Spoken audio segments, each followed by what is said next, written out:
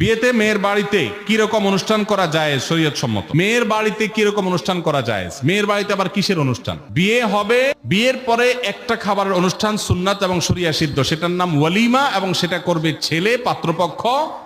তারা একজনের আস্ত একটা মেয়ে জন্মের পর থেকে শত শত দিন, হাজারো দিন পরিশ্রম করে বড় করে এই মেয়েকে পরিণত করে দিয়েছেন, শিক্ষিত করে দিয়েছেন। এরপরে আস্ত একটা মেয়ে ঘরে তুলে নিয়ে আসছে আরেকজনের। এই খুশিতে, নতুন বউ ঘরে আসছে, সেই খুশিতে সবাইকে খাওয়াবে, এটার নাম হলো ওয়ালিমা। আর মেয়ের বাড়িতে বর পক্ষের লোকজন দলে দলে যে দর কষাকষি করে, না আমাদের 500 লোক হবে, না তাহলে ভাই সাহেব 400 করেন, না হলে থাক আমরা মাঝামাঝি থাকি 450 করি, এই যে দর কষাকষি করে মেয়ের বাড়িতে দলে দলে যে খাওয়া হয়, যেটার নাম আমাদের সমাজে বর যাত্রী দেওয়া হয়েছে, সেটাকে আমি বলি বরযাত্রী।